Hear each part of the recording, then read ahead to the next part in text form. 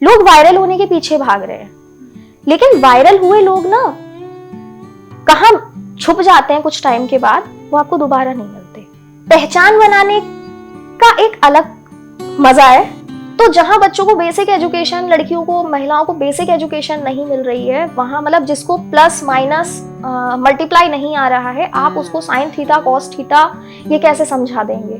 But हाँ, अगर आपको लगता है कि आप कुछ और भी कर सकते हो, तो आपको एक चीज के पीछे नहीं भागना चाहिए। आईआईटी का एंट्रेंस तो क्लियर करके नहीं पहुंच पाई वहां तक, लेकिन हाँ, as a guest speaker invitation के साथ मैं आईआईटी दिल्ली में गई, और शायद अगर मैं एंट्रेंस क्लियर करके जाती तो मुझे वो खुशी नहीं होती जो मैं इनविटेशन पे गई तो मुझे खुशी हुई। नमस्कार, स्वागत है आप सभी का जिंदा दिल जिंदगी विद ज्योति में। मैं हूं आपके साथ ज्योति कार्की। आज हमारे साथ हैं एक ऐसी युवा टेक इंजीनियर जिन्होंने टेक्नोलॉजी को अपने जुनून और सामाजिक सरोकार का माध्यम बनाया है। हमारे साथ हैं यामिनी गौड़, जिन्हें सोशल मीडिया पर टेक दीदी के नाम से भी जाना जाता है। फिरोजाबाद की इस बेटी ने अपने तकनीकी ज्ञान को लाखों लोगों तक पहुंचाने का काम शुरू कर दिया है। एक सॉफ्टवेयर इंजीनियर होने के साथ साथ यामिनी ने अपने इंस्टाग्राम पर 2 लाख से अधिक फॉलोअर्स के साथ तकनीकी जानकारी का एक विशाल मंच खड़ा कर दिया है। उनके वीडियो न सिर्फ जानकारीपूर्ण होते हैं बल्कि मिलियन लाइक्स भी प्राप्त करते हैं। आईआईटी दिल्ली से बड़े बड़े जो संस्थान है वहाँ पे जाकर वो स्पीकर के रूप में काम करती रहती हैं, और वहाँ पर जो छोटे छोटे बच्चे हैं, जो स्टूडेंट्स हैं, उनको ज्ञान का जो भी उनको नॉलेज है वो बताती हैं। यामिनी ने शिक्षा के क्षेत्र में एक अनोखा मॉडल भी प्रस्तुत किया है। वे फ्री वर्कशॉप के माध्यम से उन लोगों तक कंप्यूटर शिक्षा पहुंचाती हैं जो इसको जो खर्च है उठा नहीं सकते हैं। तो आज हमारे साथ वो स्टूडियो में मौजूद हैं। हम उनसे बात करेंगे और जानेंगे उनकी जो भी कहानी है उसके बारे में, और जो भी वो अभी काम कर रही हैं वो किस तरीके से उनका जो शुरुआत है वो हुई, और आगे चल के वो कैसे देखना चाहती हैं अपने काम को। सबसे पहले यामिनी जी, आपका स्वागत है हमारे खास प्रोग्राम में। जैसे कि आपकी बात की जाए तो आपको टेक दीदी के नाम से जाना जाता है। नोएडा में आप रहती हैं तो आपके सोशल मीडिया पे काफ़ी अच्छी पकड़ है। लेकिन मैं जानना चाहूँगी सबसे पहले कि टेक दीदी जो नाम है आपका वो कैसे पड़ा, इसके पीछे की क्या कहानी है? इसके पीछे मैं कहूँगी कि एक स्ट्रोक था, क्योंकि किसी भी ब्रांड का, किसी भी ऑर्गेनाइजेशन का या किसी भी चैनल का जो नाम होता है ना, वो उसकी पहचान होती है, और वो मुझे ऐसा लगता है कि कैची होना चाहिए। आपने जब एक बार वो नाम पढ़ा, सुना या देखा, वो आपके दिमाग में रह जाना चाहिए। और इसके पीछे एक वजह ये भी थी कि जब सोशल मीडिया, आप भी रील्स देखते होंगी सोशल मीडिया पे, मैं भी देखती हूँ, और उन रील्स में हम अक्सर कमेंट्स देखते हैं। सोशल मीडिया पे हर तरह का कंटेंट पोस्ट हो रहा है, और जब हम उसके कमेंट बॉक्स में जाते हैं तो हमें वहां पे बहुत अजीब से कमेंट्स मिलते हैं। मेरा मोटिव ये था कि मैं जब भी वीडियो पोस्ट करूं, बीइंग अ गर्ल एक डर था मन में, मैं जब भी कोई वीडियो पोस्ट करूं तो मेरी पोस्ट पे ना नेगेटिव कमेंट नहीं होना चाहिए। तो वहां से क्लिक किया कि टेक दीदी कर सकते हैं, क्योंकि जब कोई टाइप कर रहा होगा ना कमेंट, तो वो जो दीदी शब्द है, मतलब किसी से हम नॉर्मली दीदी बोल देते हैं तो उसे बुरा लग जाता है, आंटी बोल देते हैं बुरा लग जाता है। बट मेरा मोटिव यही था कि जब भी कोई मेरे चैनल पे आए और वो कमेंट कर रहा हो तो उसके दिमाग में कहीं ये दीदी रह जाए, जिससे कि वो कुछ भी लिखने से पहले सोचे। और मैं इसे थोड़ा सा अपना अचीवमेंट मानती हूँ कि आप मेरे चैनल पे किसी भी वीडियो को ओपन कीजिए, उस पर कमेंट बॉक्स में जाइए, आपको एक भी नेगेटिव कमेंट नहीं मिलेगा। और यही वजह थी कि टेक दीदी नाम रखा। सभी चाहते हैं कि उसे सम्मान मिले, सबको ही ऐसा लगता है कि उसके बारे में कोई गलत ना बोले जब वो खुद गलत कुछ नहीं कर रहा है। मेरा कंटेंट भी ऐसा नहीं है, एजुकेशनल कंटेंट है, तो मुझे बस यही था कि कभी भी कोई गलत कमेंट ना आए जो मुझे डिमोटिवेट कर जाए। तो बस इसके पीछे यही वजह थी, और इसीलिए टेक दीदी नाम रखा। और शायद कोई भी इस नाम को सुनता है तो उसके दिमाग में क्लिक तो कर जाता है कि हाँ, ये ऐसा कोई नाम है। तो आप प्रोफेशन से बात की जाए तो आपके प्रोफेशनली आप एक सॉफ्टवेयर इंजीनियर हैं, ठीक है। तो आपने एज अ कॉर्पोरेट नौकरी जॉब भी आप कर रही हैं, साथ में और भी डिजिटल मार्केटिंग और कई चीज़ें आप कर रही हैं। तो दिमाग में कब आया कि अब सोशल मीडिया प्लेटफॉर्म पर मुझे जो टेक्निकल चीज़ें उनके बारे में लोगों से बात करनी चाहिए, और किन चुनौतियों का आपने उस टाइम पे सामना किया था, और सोशल मीडिया में जैसे जो आपकी जो पकड़ है वो किस तरीके से बन पाई फिर? मतलब देखिए, समय के साथ ना हमें बदलना जरूरी होता है, क्योंकि अगर आप समय के साथ नहीं बदलेंगे तो आप कब पीछे छूट जाएंगे या आपको भी नहीं पता चलेगा। 2019-20 जब कोविड वाला टाइम था पैंडेमिक का, सोशल मीडिया ने तभी से बूम किया। मैं तब भी जॉब कर रही थी और तब मैं मेरे साथ के कुछ फ्रेंड्स हैं उनको सपोर्ट कर रही थी सोशल मीडिया में ग्रो करने के लिए। वो लोग ग्रो कर भी रहे थे। धीरे धीरे मुझे ये लगा कि शायद मुझे भी यहाँ आना चाहिए, लेकिन आना चाहिए तो आने के लिए करूं क्या, मैं क्या पोस्ट करूं। सबसे पहला जो कंफ्यूजन था वो यही था कि मैं क्या पोस्ट करूं। और अक्सर ये हमारे मन में होता है। अगर आप भी आज इन्फ्लुएंसर या कंटेंट क्रिएटर बनना चाहेंगी, या बहुत सारे लोग जो बनना चाहते हैं लेकिन उन्हें सही डायरेक्शन नहीं पता, उन्हें ये नहीं पता कि वो क्या करें, या कुछ लोग कहिए मल्टी टैलेंटेड होते हैं तो वो चूज नहीं कर पाते कि उन्हें क्या करना है। तो ऐसे में मैंने एक वीडियो बनाया और मैं सच कहूंगी कि शुरू में मुझे बहुत डर था कैमरा फेस करने में, क्योंकि मैं पढ़ने में ठीक ठाक थी लेकिन कभी जैसे स्टेज पे या पोडियम पे मैंने वो अपने स्कूल में भी कभी ऐसे डिबेट वगैरह में पार्टिसिपेट नहीं किया था। तो मुझे कैमरा फेस करने में एक मन में डर था। तो मैंने शुरुआत में क्या किया, बस मेरा लैपटॉप सामने था, मैंने अपना फोन पकड़ा और उससे एक स्क्रीन रिकॉर्ड किया। एक्सेल का एक ट्रिक था, स्क्रीन रिकॉर्ड किया, उसके पीछे अपना वॉइस ओवर किया विदाउट फेस, बस वॉइस ओवर किया और मैंने वो पोस्ट कर दिया। सरप्राइजिंगली मेरे पहले वीडियो पे 3 लाख से ज्यादा व्यूज थे और उस एक वीडियो ने मुझे इतना मोटिवेट कर दिया कि मुझे लगा हाँ मैं कर सकती हूँ। लेकिन उसके बाद बहुत दिन बाद तक भी मैं अपने फेस के साथ वीडियो बनाने में कॉन्फिडेंट नहीं थी। इसीलिए मैंने बहुत दिन तक सिर्फ और सिर्फ स्क्रीन रिकॉर्डिंग और वॉइस ओवर इस पे ही काम किया। लेकिन धीरे धीरे जाके फिर लगा कि नहीं, आपकी फेस वैल्यू भी होना जरूरी है, क्योंकि आजकल सोशल मीडिया पे क्या करते हैं लोग, आपके कंटेंट को डाउनलोड किया और उसको अपने चैनल पे पोस्ट किया। और मैं देख रही थी कि मेरे इंस्टाग्राम के वीडियोस को लोग डाउनलोड करके यूट्यूब पे पोस्ट कर रहे हैं और उनके अच्छे व्यूज आ रहे हैं। तब मुझे लगा कि अगर कोई मेरा वीडियो रीयूज भी कर रहा है तो एटलीस्ट वहां मेरी पहचान तो हो, मेरा चेहरा तो हो। आवाज को लोग कब तक याद रखेंगे, लेकिन मेरी पहचान होनी चाहिए। और मैं इसमें आपको एक बात ऐड करना चाहूंगी कि मैंने 30 दिन में 100K 1 लाख फॉलोअर कंप्लीट किए। और वो कैसे कर पाए उसके पीछे भी एक कहानी है। आजकल आप सोशल मीडिया पे देख रहे होंगे कि गेट रेडी विद मी, है ना, 10 days challenge, what I eat in a day, इस टाइप के डे 1, डे 2, डे 3 आप देख रहे होंगे। तब ऐसा कुछ था भी नहीं ट्रेंड में और ऐसा कुछ कोई कर भी नहीं रहा था। मैंने खुद को एक चैलेंज दिया कि मैं 30 दिन तक लगातार 7 बजे से 8 बजे के बीच में वीडियो पोस्ट करूंगी। और मैंने ये किया, मैंने डेली 30 दिन। और ये चैलेंज मैंने ओपन नहीं किया था, किसी को नहीं पता था। मेरी एक फ्रेंड है, सिर्फ उसको पता था कि मैं ऐसा कुछ कर रही हूँ डेली। बाकी ये किसी को नहीं पता था कि मैं 30 दिन तक लगातार वीडियोस पोस्ट करने वाली हूँ। मैंने पोस्ट किया और उसका रिजल्ट ये था कि मुझे सिर्फ और सिर्फ 30 दिन में 1 लाख फॉलोअर्स मिल गए। और आजकल लोग कहते हैं ना कि बहुत बड़ा सा सेटअप होना चाहिए, आपके पास बहुत अच्छा सा बैकड्रॉप होना चाहिए। आप बिलीव नहीं करेंगी, मैं जिस बैकग्राउंड पे मैं वीडियो आज भी पोस्ट करती हूँ, वो बैकग्राउंड जो स्टैंडी होती है ना, प्रमोशनल स्टैंडीज जो होती हैं, एक इवेंट हुआ था जो योगी जी का इवेंट था, उसकी एक स्टैंडी मुझे बड़ी मिल गई थी, जिसमें एक साइड तो योगी जी का प्रचार छपा हुआ था, बट वो दूसरी साइड से ना प्लेन ब्लैक थी। मैंने उस स्टैंडी को लिया और अपने छत पे एक दीवार पे उसको ठोक दिया और मैं आज भी उसी बैकड्रॉप पे वीडियो बनाती हूँ, सिर्फ एक नॉर्मल से ट्राइपॉड से। और शुरुआत की जितनी सारी वीडियोस 1.5 लाख फॉलोअर्स तक मैंने जो वीडियोस पोस्ट की, वो नॉर्मल एक सैमसंग के फोन से पोस्ट की। कोई आईफोन नहीं था, कोई एक्सपेंसिव कैमरा नहीं था। तो मेरा ये बताने का मोटिव यही है कि अगर आप कुछ करना चाहते हैं तो आप कहीं से भी शुरू कर सकते हैं। तो ये तो होगी आपकी ये सोशल मीडिया वाली जो लाइफ आपकी शुरुआत कैसे हुई और फिर किस तरीके से आप ग्रूम किया और किस चैलेंजेस आपके क्या थे। तो यामिनी जी, मैं जानना चाहूँगी कि आप कहाँ से हैं और जैसे आपने पढ़ाई कहाँ से करी है, और फिर जब आपने जो पढ़ाई करी है उसका इसमें क्या आपको फ़ायदा मिला, जब आप ये वीडियोस बनाती हैं तो कितना आपके लिए हेल्पफुल रहता है ये?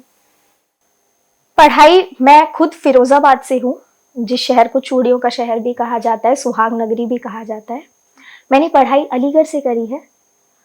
और मैंने सॉफ्टवेयर इंजीनियरिंग किया है, जैसा आपने कहा भी। टेक्नोलॉजी का एक ऐसा फील्ड है जिसमें आपको हर दिन अपडेटेड रहना पड़ता है। जो मैंने पढ़ा था वो बेसिक था शायद एक तरह से, आज चीजें इतनी बदल गई हैं, एआई आ गया है, मतलब सब कुछ पलट गया है। लेकिन हम समय के साथ साथ उसको खुद को अपडेट करते जा रहे हैं। और जब मैं चूज कर रही थी कि मैं किस टॉपिक पे वीडियोस बनाना शुरू करूं, तब बहुत सारे ऑप्शंस थे मेरे सामने कि मैं ठीक है मैं कथक करूंगी, कि ठीक है मैं डीआईवाई करूंगी, कुछ नहीं तो मैं कुकिंग करूंगी, बहुत सारे ऑप्शंस थे। लेकिन फिर मैंने सोचा कि जिस टॉपिक पे मेरी सबसे ज्यादा पकड़ है, जिसके लिए मैंने पूरी 4 साल लग के पढ़ाई करी है, जिससे रिलेटेड आज की डेट में मैं पैसा कमा पा रही हूँ, जॉब कर पा रही हूँ, ये सब कुछ मेरी उस पढ़ाई की वजह से ही है, तो क्यों ना मैं इसे औरों तक भी डिलीवर कर पाऊं। और आजकल क्या होता है ना हमारे इंडिया में स्पेशली, कि लोगों को बेवकूफ बहुत आसानी से बना दिया जाता है। गवर्नमेंट की जो सर्विसेज हैं, जो स्कीम्स हैं, आप नॉर्मल आधार कार्ड की बात लीजिए, अगर कोई बुजुर्ग दादा आधार कार्ड अपडेट कराने आधार सेंटर जाता है ना, तो वो उन्हें 4 नई बातें बता देता है जो उनकी समझ में नहीं आती, उन्हें पागल बना देते हैं, उनके 4 चक्कर लगवाए जाते हैं। तो मेरा मोटिव कहीं ना कहीं ये भी था कि मैं ऐसी छोटी छोटी जो बेसिक इंफॉर्मेशन हैं उनको लोगों तक पहुंचाऊं, जिससे कि कम से कम उन्हें छोटी छोटी चीजों में तो प्रॉब्लम फेस ना करनी पड़े। गवर्नमेंट ने जो स्कीम्स निकाली है वो आम जनता के लिए ही निकाली हैं और वो उन तक ही नहीं पहुंच पाती है ना। तो मेरा मोटिव सिर्फ यही था कि मैं कुछ ऐसा कंटेंट पोस्ट करूं जो किसी की हेल्प कर पाए। यामिनी जी, जैसे कि आपने बताया कि आपने फिरोजाबाद से आप अलीगढ़ में आपने पढ़ाई करी, फिर आप नोएडा में भी जॉब कर रहे हो। तो जैसे आप इंडियन फैमिली, टिपिकल फैमिली की बात की जाए तो अगर बच्चा सॉफ्टवेयर इंजीनियर है तो इसका मतलब माना जाता है कि बहुत सक्सेसफुल है। अब तो जब आप सॉफ्टवेयर इंजीनियर, फिर आपने घर में पूछा होगा कि अब मैं वीडियोस बना रही हूँ, तो वो फैमिली से क्या देखने को मिला कि अरे यार क्या बना रही है वीडियो, अब उस पे काम पे ध्यान दे, या और बाकी लोगों ने किस नजरिए से आपको देखा, और जब आपके पास ये फॉलोअर्स हुए और एक फेम कहेंगे वो चीजें आपको मिली, तो फिर आपने उस चीज को कैसे देखा? फिर मैं इसमें यही कहूंगी कि लकीली मेरे पेरेंट्स बहुत सपोर्टिव हैं। लेकिन हाँ, जब शुरू में मैं घर भी जाती थी, मैं अपनी मोस्टली रिकॉर्डिंग यहाँ नोएडा में ही करती थी, लेकिन हाँ जब भी मैं घर जाती थी तो मैं वहां भी कभी कभी वीडियोस रिकॉर्ड करती थी। तो मेरी मम्मी को या मेरे पापा को ना समझ नहीं आता था क्या कर रही है। मेरे फादर बाय प्रोफेशन फोटोग्राफर ही रहे हैं, तो उन्हें ये तो पता है कि हाँ ये वीडियो बना रही है, बट उन्हें ये नहीं पता कि इस वीडियो बनाने के पीछे मोटिव क्या है, मुझे क्या फायदा होगा, मैं क्यों बना रही हूँ। और ये सवाल उनका मेरे से बहुत दिन तक रहा, और शायद मेरे पास उस टाइम उनके सवाल का ना जवाब भी नहीं था, क्योंकि मैं खुद श्योर नहीं थी कि मैं क्या कर पाऊंगी या इससे मुझे क्या बेनिफिट हो सकता है। मुझे नहीं पता था, बस मैंने उन्हें कहा मैं बना रही हूँ और मैं साथ में जॉब भी कर रही हूँ। तो लेकिन हाँ, कभी उन्होंने मुझे रोका नहीं। इवन मेरी कोई भी वीडियो मैं उन्हें अगर भेजती हूँ व्हाट्सएप पे, तो वो पूरे फैमिली ग्रुप में और इसमें सब में उसका एज अ प्रमोशन कर देते हैं। तो फैमिली से सपोर्ट मिला, और आसपास भी मुझे नहीं लगता बहुत ज्यादा मुझे ऐसी कोई प्रॉब्लम फेस करनी पड़ी। लेकिन हाँ, जब भी आप कुछ नया करते हैं या कुछ अलग करते हैं तो लोग आपको बेवकूफ तो समझते हैं। उन्होंने शायद मेरे फेस पे आके ना कहा हो, मैं पेरेंट्स की बात नहीं कर रही, लेकिन बाकी लोगों ने शायद मेरे फेस पे आके ना कहा हो, मेरे सामने ना कहा हो, लेकिन हाँ उनके मन में था क्या कर रही है, पता नहीं क्यों बना रही है, डाउट था मन में। बिल्कुल बिल्कुल, जरूर होता है जब आपने बोला ना कि शुरुआत करते हैं। तो आप दोनों प्रोफेशन को जी रही हैं, एज अ आप सॉफ्टवेयर इंजीनियर भी हैं, फिर जॉब भी कर रही हैं, फिर आप इन्फ्लुएंसर हैं। इन दोनों को आप किस तरह से नज़रिए से देखती हैं? मतलब क्या लगता है कि एज ए सॉफ्टवेयर इंजीनियर जो है वो जॉब अच्छी है, या फिर डिजिटल कंटेंट क्रिएटर अगर जो बनना चाहे वो? देखिए, अगर आप एक मिडिल क्लास फैमिली के बच्चे की बात करेंगी तो उसके लिए शुरुआत में हर महीने अगर उसको अपने खर्चे निकालने हैं, उसके ऊपर अगर जिम्मेदारियां हैं, तो वो यही प्रेफर करेगा कि जॉब फर्स्ट प्रायोरिटी है ना। और वो मेरे लिए भी है, क्योंकि मैं भी एक मिडिल क्लास फैमिली से ही हूँ, तो मेरे लिए भी जॉब मेरी फर्स्ट प्रायोरिटी ही है ना। महीने पे अगर देखिए, कंटेंट क्रिएटर एक ऐसा है जिससे आप लोगों को अवेयर कर रहे हैं या तो आप ऐसा कंटेंट बना रहे हैं जहां आपने सब कुछ दांव पे लगा दिया है, आप बस कंटेंट बना रहे हैं, है ना। जैसा आप आजकल सोशल मीडिया पे देख भी रहे होंगी, लोग वायरल हो, इधर यहाँ एक डिफरेंस है, मतलब वायरल होने में और अपनी पहचान बनाने में एक डिफरेंस है। लोग वायरल होने के पीछे भाग रहे हैं, लेकिन वायरल हुए लोग ना कहाँ छुप जाते हैं कुछ टाइम के बाद, वो आपको दोबारा नहीं मिलते। बहुत सारे ऐसे नाम है जो वायरल हुए, लेकिन आज आपको पता है वो क्या कर रहे हैं, नहीं। पहचान बनाने का एक अलग मजा है। जो बंदा मेरी पोस्ट को आज से 1 साल पहले लाइक और कमेंट करता था, अगर वो आज भी कर रहा है तो मैंने कुछ अच्छा किया है ना। तो मैं आपकी बात पे दोबारा आती हूँ। तो अगर एक मिडिल क्लास फैमिली से एक मिडिल क्लास बच्चे की बात करें तो उसके लिए फर्स्ट प्रायोरिटी उसकी जॉब ही रहती है। लेकिन हाँ, ये जो डिजिटल दुनिया है, ये कंटेंट क्रिएशन की जो दुनिया है, इसमें भी हम अर्न भी कर सकते हैं, आपको अपना एक पहचान भी मिलती है, बशर्ते कि आप काम अच्छा कर रहे हैं। तो मैं अभी इन दोनों को साथ में लेके चल रही हूँ, लेकिन इन फ्यूचर मैं यही चाहूंगी कि मैं जॉब को ना करूं, मैं कंटेंट क्रिएशन में ही कुछ अच्छा करूं और लोगों को और कुछ अच्छा कंटेंट दे पाऊं। जैसे अब लगातार वीडियोस बना रही है, उसमें बीच में ये भी था कि आप महिलाएं और जो बच्चे हैं उनको जो साइबर फ्रॉड हो गया या जो भी टेक्नोलॉजी से लेकर जो भी उनके साथ जो भी चीज़ें हो सकती हैं उसके लिए अवेयर करती है, लगातार वीडियोस बनाती हैं। तो आपको क्या लगता है कि जो महिलाएं हैं और बच्चियां हैं वो कितना ज़्यादा उनके लिए कितना फ़ायदेमंद है, और वो किन जो दिक्कतें हैं जिसकी वजह से वो इसका शिकार बनती हैं? जैसे डिजिटल अरेस्ट का आपने मामले देखे होंगे, डिजिटल अरेस्ट के बहुत ज़्यादा मामले आते हैं, ज़्यादातर जो महिलाएं हैं, बुजुर्ग महिलाएं हैं, उनको शिकार बनाया जाता है और फिर वो उस चीज़ में फंस जाती हैं। तो मेरे जो दर्शक हैं, आपको देख रहे होंगे, कुछ दर्शक होंगे, उनको आप क्या टिप्स देना चाहेंगे और क्या चुनौतियाँ हैं जो उनको ध्यान में रखनी है कि हाँ ये चीज़ नहीं करनी है? एक्चुअली ये जो साइबर क्राइम और साइबर फ्रॉड वाले मामले हैं ना, इनमें सबसे मेन प्रॉब्लम तो ये है कि जितनी स्पीड से हम अवेयरनेस नहीं फैला पाते हैं, उतनी स्पीड से हैकर्स कुछ नए आइडियाज पे काम कर लेते हैं। मैं एक छोटा सा एग्जांपल देकर अगर आपको बताऊं तो शुरुआत में जो फ्रॉड्स और स्कैम्स हो रहे थे वो इससे हो रहे थे कि व्हाट्सएप पे कोई लिंक आया, किसी ने क्लिक किया और उसके अकाउंट से पैसे खाली हो गए।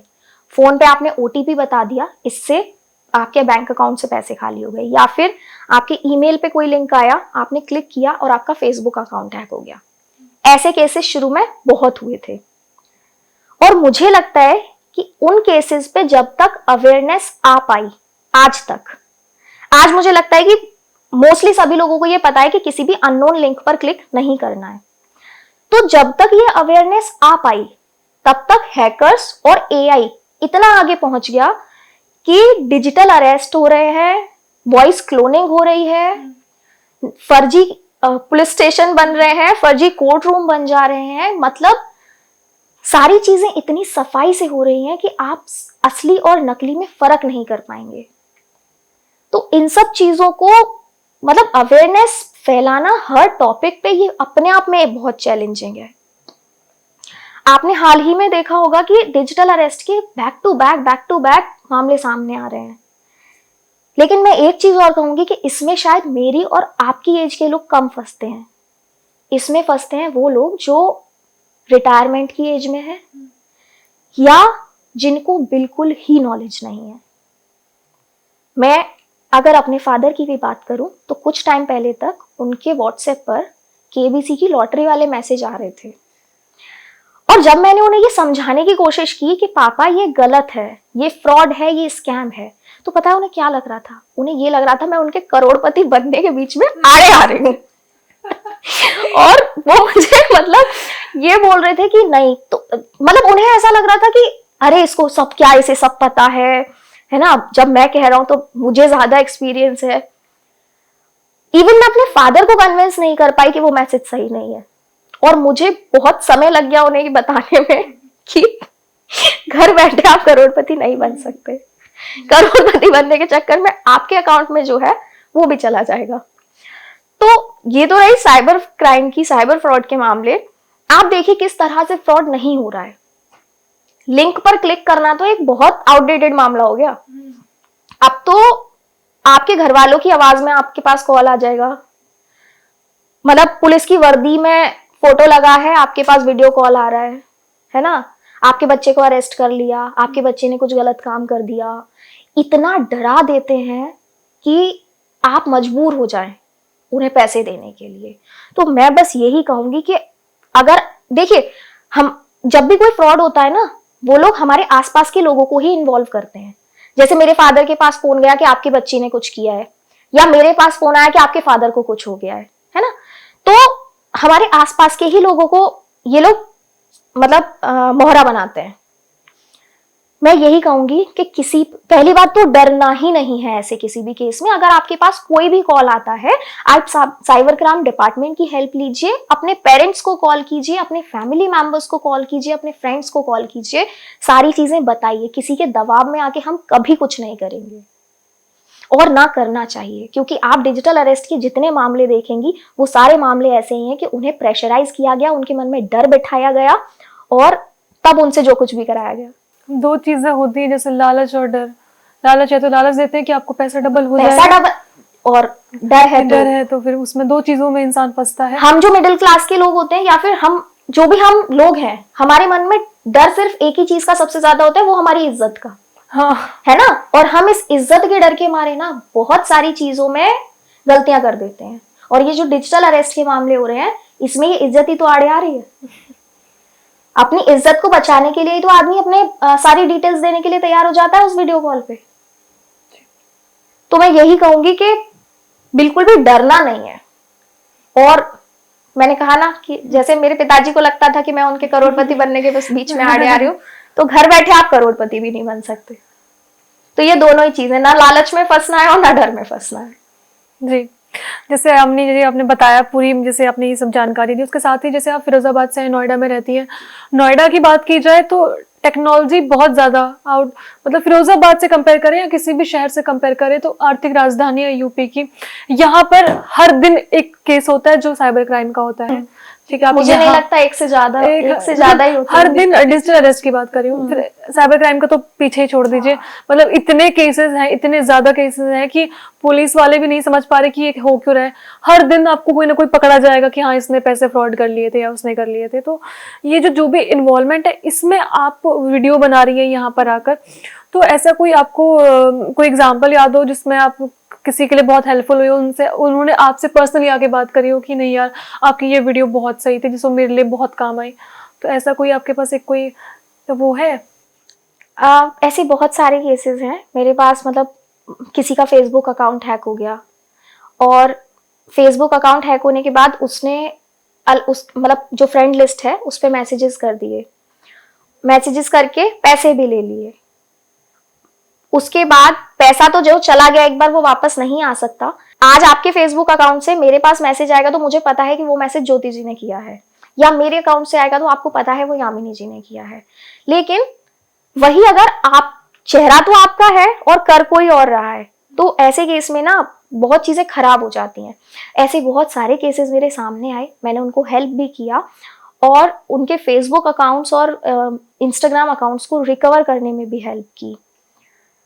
एक बहुत well known Facebook page hack हुआ था, उसमें भी हमने साइबर क्राइम डिपार्टमेंट की हेल्प ली, लेकिन हाँ उसको रिकवर करने में भी हमने हेल्प किया। तो उन्होंने आपका शुक्रिया किया होगा। तो ये हो गई काम की बात। इसमें बीच में एक और बात पूछना चाहूंगी हमने, जैसे कि आप शहर बदल कर दूसरे शहर में रह रही हैं, तो एक लड़की के लिए कितना मुश्किल होता है, कितना चुनौतीपूर्ण होता है कि दूसरे शहर में जाके आप रह रही हैं, अपना नाम बना रही हैं, नौकरी कर रही हैं, साथ ही में आप के बारे में बात की जाए तो आप जो छोटे बच्चे, जो गरीब लोग हैं, जो नहीं पढ़ पाते हैं, पैसा नहीं है जिसके पास, उनको भी आप हेल्प कर रही हैं। तो वो किस तरीके से मैनेज होता है, नौकरी और सोशल मीडिया, और फिर बच्चों पे भी ध्यान देना है, उनके बारे में भी सोचना है, और कब मतलब ये कैसे आप इन्वॉल्व हुई इस चीज में? ये आपकी बात बिल्कुल सही है कि सारी चीजों को मैनेज कर पाना बहुत मुश्किल है। तो अगर मैं जॉब की बात करूं तो जॉब तो एक मतलब नॉर्मल, आपको इतने बजे से इतने बजे तक काम करना है, मतलब करना है। बात अगर कंटेंट क्रिएशन की जाए तो उसके लिए मैं क्या करती हूँ, मैं वीडियोस को ना बैकअप करके रखती हूँ। मैं एक दिन में अपने 10 कुर्ते प्रेस करती हूँ, उन्हें एक साथ रखती हूँ, बैक टू बैक चेंज करती हूँ। मतलब मैं अपना कंटेंट रिसर्च करके रखती हूँ पहले से डायरी पे, और फिर मैं बैक टू बैक एक कुर्ते में दो वीडियो, एक कुर्ते में 2 वीडियो, तो 10 कुर्ते में मतलब मैंने 20 वीडियो का बैकअप कर लिया। तो मैं उस तरह से वीडियो का बैकअप करके रखती हूँ, उसे जैसे जैसे टाइम मिलता जाता है एडिट करती जाती हूँ, क्योंकि जो भी रिसर्च भी मुझे ही करना है, शूट भी मुझे ही करना है और एडिट भी मुझे ही करना है। तो जैसे जैसे टाइम मिलता है मैं उसको एडिट करती जाती हूँ।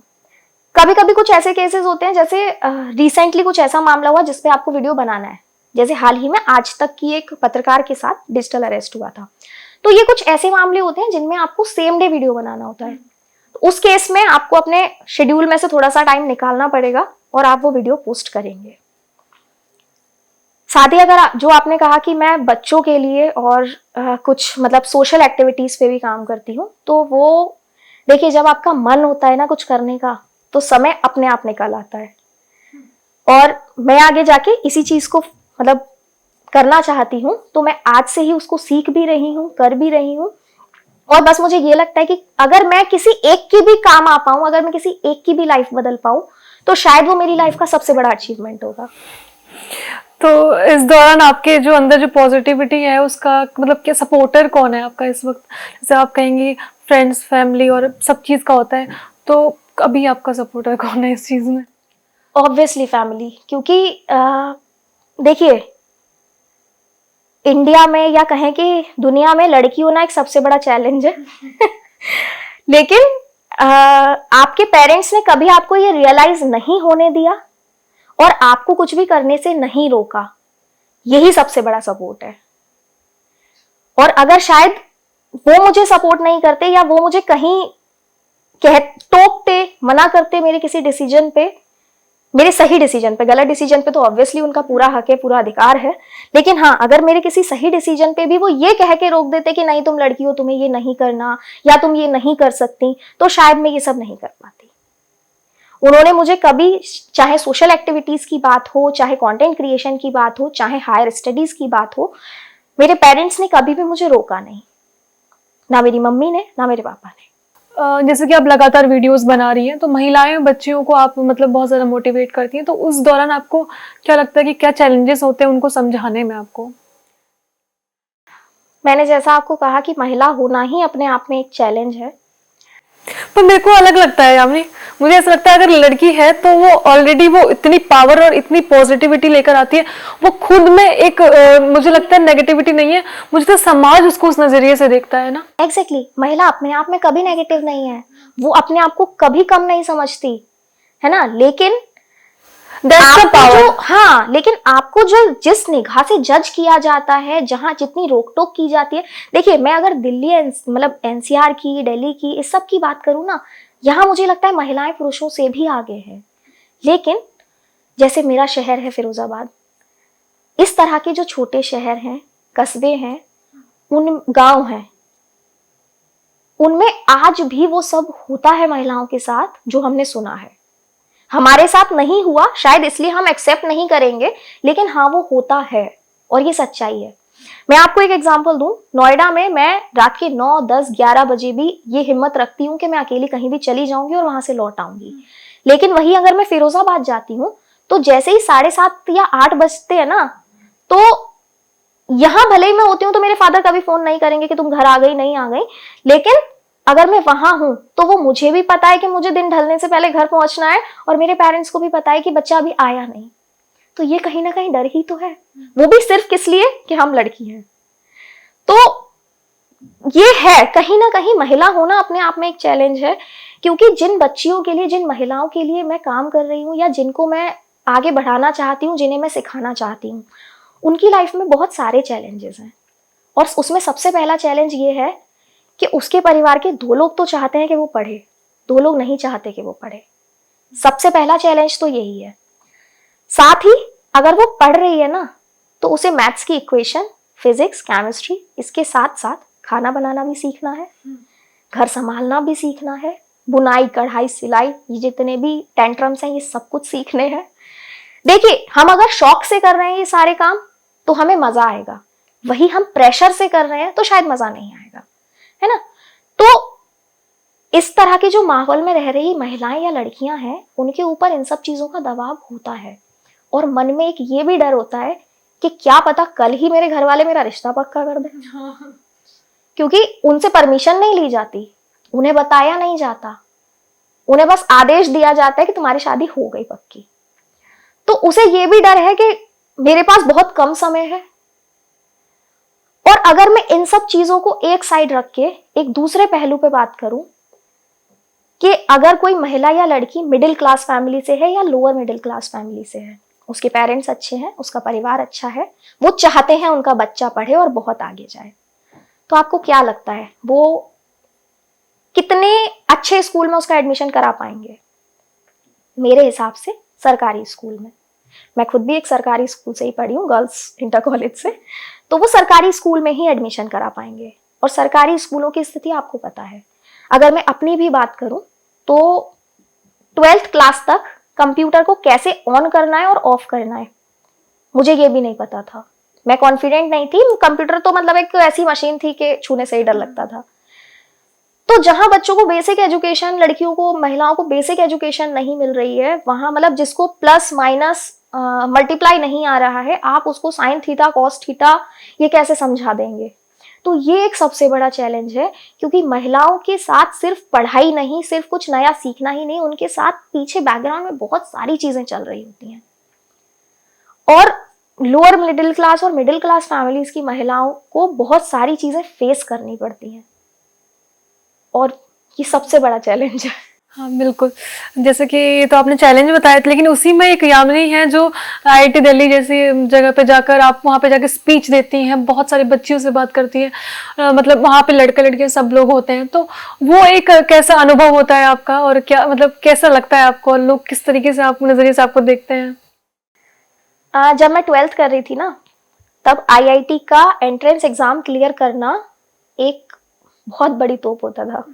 शायद आपने भी, आज भी है वो, और बच्चे उसके लिए पागल हैं, मतलब कितना डेडिकेटेड है कि वो 10th से 8th से उस चीज की तैयारी करना शुरू कर देते हैं। मुझे आज भी याद है, मैं आईआईटी का जब एंट्रेंस देके उस कॉलेज से बाहर निकली थी तो मेरे ताऊजी का फोन आया था। और वो क्यों आया था पता है? मुझे अपने मन में पता था कि मेरे को नहीं, मेरा ये क्लियर होना ही नहीं है, लेकिन उनका फोन सिर्फ इसलिए आया था कि हमारे घर का बच्चा आईआईटी का एंट्रेंस दे के आया है, और वो बस मुझसे एक बार बात करके ये पूछना चाहते थे कि मेरा पेपर कैसा हुआ, सिर्फ किस लिए? क्योंकि मैं आईआईटी का पेपर दे के आई थी। और जो मुझे पता था, रिजल्ट भी वही हुआ, बखूबी से मैं फेल हुई उसमें। और लेकिन मैंने एक काम किया, जैसे आजकल क्या होता है ना, लोग, अगर किसी ने सोच लिया उसे आईआईटी करना है, या किसी ने सोच लिया उसे यूपीएससी करना है, तो वो उसके पीछे लग जाएगा। मैं ये नहीं कह रही कि ऐसा नहीं करना चाहिए, बट हाँ, अगर आपको लगता है कि आप कुछ और भी कर सकते हो, तो आपको एक चीज के पीछे नहीं भागना चाहिए। और मैंने भी शायद वही किया। मैंने एक बार एंट्रेंस दिया, फेल हो गई, मैंने दोबारा एंट्रेंस नहीं दिया और कुछ और किया, सॉफ्टवेयर इंजीनियरिंग किया। क्योंकि कभी कभी ना जो हम चाहते हैं वो नहीं मिलता, शायद भगवान ने हमारे लिए कुछ अच्छा लिखा होता है। तो मैं आईआईटी दिल्ली का आईआईटी का एंट्रेंस तो क्लियर करके नहीं पहुंच पाई वहां तक, लेकिन हाँ, as a guest speaker invitation के साथ मैं आईआईटी दिल्ली में गई। और शायद अगर मैं एंट्रेंस क्लियर करके जाती तो मुझे वो खुशी नहीं होती जो मैं इनविटेशन पे गई तो मुझे खुशी हुई। और शायद ये मेरी लाइफ के मेमोरेबल मोमेंट्स में से एक है, क्योंकि आईआईटी दिल्ली में आप जा रहे हैं और वहाँ पे आपसे बड़ी उम्र के भी लोग हैं, इवन वहाँ बुजुर्ग भी हैं, वेल एक्सपीरियंस्ड लोग हैं। उनको अगर आप अपनी कोई बात बता रहे हैं, आप उनको कुछ सिखा पा रहे हैं, तो ये अपने आप में एक अचीवमेंट है। बिल्कुल, जैसे कई बच्चियां और जो इन्फ्लुएंसर बनना चाहते हैं वो आपको देख रहे होंगे, तो आप उनको कुछ एक ऐसा मैसेज देना चाहती हैं जो आप मतलब जो आप फेस कर चुकी हैं और आपकी जो गलतियां उनको जो लेके सीखी हैं और अभी आप जहाँ पे पहुंची हैं। और जैसे आपने बताया आईआईटी दिल्ली में आपने जो स्पीच देती हैं, मतलब दिए थे थोड़े दिन पहले, और कई और भी संस्थान है वहाँ पे भी आप जाती हैं और जाती रहेंगी इन फ्यूचर। आप इतना अच्छा काम कर रही हैं, तो वो आप क्या एक मैसेज आप देना चाहेंगी युवाओं को? मैं बस यही बताना चाहूंगी कि मैंने बहुत बेसिक गैजेट्स और इक्विपमेंट्स से स्टार्टिंग की थी, क्योंकि जब आपको भूख होती है ना और थाली में सूखी रोटी होती है, तो शायद आप ये वेट नहीं करते कि अभी कोई आएगा, दाल देगा, इस पे घी लगाएगा, साथ में सैलेड देगा, पापड़ देगा। आप वेट नहीं करते। आपको अगर भूख होगी ना, आप उस सूखी रोटी को नमक से भी खा लोगे। तो अगर आपके अंदर कुछ करने की या कंटेंट क्रिएशन करने की ही भूख है या आप करना चाहते हो, तो इसके लिए वेट मत करो कि मैं आईफोन 16 प्रो लूंगा तभी करूंगा, या मेरे पास जब तक कि डीएसएलआर कैमरा नहीं होगा मैं शूट ही नहीं करूंगा, या मेरे पास एक स्टूडियो सेटअप नहीं होगा मैं तब तक स्टार्ट नहीं करूंगा। आप कहीं से भी शुरू कर सकते हो, और जब आप शुरुआत कर दोगे ना, धीरे धीरे चीजें अपने आप सही हो जाएंगी। लेकिन मेरी एक रिक्वेस्ट है, अगर आप कंटेंट क्रिएशन या इन्फ्लुएंसर की फील्ड में जाना चाहते हो तो बस अच्छा कंटेंट बनाओ जो किसी को हेल्प कर सके, क्योंकि आजकल छोटे बच्चे 2 साल 1.5 साल 2 साल के बच्चे से लेके शायद बुजुर्ग तक सब कोई सोशल मीडिया को देख रहा है। तो मुझे लगता है हमें फेक न्यूज, मतलब कुछ गंदा कंटेंट, ऐसी कोई भी चीज नहीं बनानी चाहिए। कंटेंट क्रिएशन भी एक दुनिया है, वो भी एक प्रोफेशन है, तो हमें उसकी गरिमा रखनी चाहिए।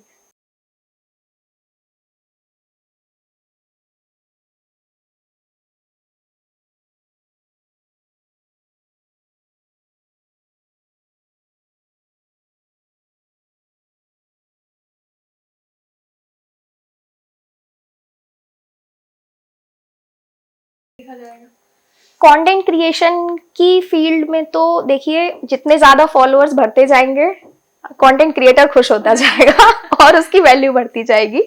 लेकिन हाँ, इसको मैं आगे चल के अपने एक इनिशिएटिव के थ्रू बच्चों के लिए और महिलाओं के लिए मतलब पब्लिक करने वाली हूँ, जिसमें कि देखिए डिजिटल इंडिया तो हो रहा है। आप कोई भी डॉक्यूमेंट देखिए, कोई पेपर देखिए, हर जगह आपको डिजिटल इंडिया छपा हुआ दिख जाएगा। लेकिन क्या हकीकत में डिजिटल इंडिया हो पा रहा है? अगर हम गवर्नमेंट स्कूल्स की बात करें तो क्या सच में डिजिटल इंडिया हो पा रहा है? गवर्नमेंट स्कूल्स के जो बच्चे हैं, आप अगर गवर्नमेंट स्कूल और प्राइवेट स्कूल के बच्चे को कंपेयर करें तो गवर्नमेंट स्कूल का जो एक बच्चा है उसको 8th क्लास में जाके कंप्यूटर्स पढ़ाया जा रहा है, 8th क्लास के भी बाद। और जो प्राइवेट स्कूल का बच्चा है उसको 1st क्लास से कंप्यूटर्स पढ़ाया जा रहा है। वहीं गवर्नमेंट स्कूल में कंप्यूटर की कोई किताब ही नहीं है ना? तो आपको क्या लगता है, जो प्राइवेट स्कूल का बच्चा 1st क्लास में सीख रहा है वही गवर्नमेंट स्कूल का बच्चा 9th क्लास में सीख रहा है। जब ये दोनों आगे जाके 12th के बाद किसी कंपटीशन में जाएंगे तो क्या इन दोनों का कोई कंपटीशन है? तो मैं ऐसा ही कुछ करने वाली हूं जिससे कि जो बच्चे हैं जो फाइनेंशियल इश्यूज की वजह से नहीं सीख पा रहे हैं, या जिन्हें मौके ही नहीं मिल रहे हैं, या जो महिलाएं ऐसी हैं उनमें कुछ करने का तो जज्बा है लेकिन उन्हें सही रास्ता नहीं पता, कुछ ऐसी हैं जो अपना स्मॉल बिजनेस कर रही हैं, स्मॉल मतलब बहुत ही ज्यादा छोटा बिजनेस वो कर रही हैं, लेकिन उन्हें नहीं पता कि वो उसको कैसे ग्रो कर सकती हैं। शायद उसमें सोशल मीडिया और ये सब चीजें, टेक्नोलॉजी उन्हें कहीं काम आ जाए। तो मैं इन्हीं सब चीजों पे आगे जाके काम करने वाली हूँ, और मुझे लगता है कि कंटेंट क्रिएशन को एक नई दिशा ये काम मेरा दिखा सकता है। विद नॉलेज, हाँ, विद नॉलेज सारी जो कंटेंट जो भी होगा वो नॉलेजेबल होगा, सबके लिए बहुत ज़्यादा अच्छा काम करेगा। Thank you so much Yamini हमारे साथ जुड़ने के लिए और हमारे साथ अपनी स्टोरी शेयर करने के लिए। मैं आशा करती हूँ कि आप बहुत वो मतलब ग्रो करेंगी, आपके सोशल मीडिया में जो फॉलोवर्स है वो बढ़ते जाएंगे, और आप बच्चियों के जो आप महिलाओं की मदद करना चाहती हैं वो लगातार करती रहेंगी। और अपने जैसे शहर की बात की आपने, फिरोजाबाद की, तो वहाँ की भी जो बच्चियां महिलाएं हैं, जो गरीब बच्चे जो अफोर्ड नहीं कर सकते, उनकी मदद कर पाएंगी। Thank you so much. आज हमारे साथ यामिनी गौर थी, जो कि फिरोजाबाद की रहने वाली है, नोएडा में रह रही हैं, अकेले वो यहाँ पे रहती हैं, अपना जॉब कर रही हैं, पढ़ाई भी कर रही हैं, साथ में सोशल मीडिया प्लेटफॉर्म पे वो जो भी उनके नॉलेजेबल जो वीडियोस हैं वो डालती हैं, उनके अच्छे खासे फॉलोवर्स हैं सोशल मीडिया पे। इसके साथ ही वो सबसे अच्छा काम कर रही हैं, जो गरीब बच्चे जो अफोर्ड नहीं कर सकते पढ़ाई, उनकी मदद कर रही है, फ्री में उनको वर्कशॉप देती हैं। आने वाले समय में उनका उद्देश्य है कि वो ज़्यादा से ज़्यादा लोगों की मदद करती रहें, ऐसे जो प्रिविलेज नहीं है बच्चे, उनकी मदद करती रहें। मैं आशा करती हूँ कि आपको उनकी स्टोरी अच्छी लगी होगी, और अगले हफ्ते भी हम ऐसे ही लोग और उनकी कहानी लेके आपके साथ बने रहेंगे। तब तक के लिए आप देखते रहिए उत्तर प्रदेश टाइम्स में ज्योति कार्की। धन्यवाद। हम हैं देश के दिल, उत्तर प्रदेश की धड़कन, उत्तर प्रदेश टाइम्स।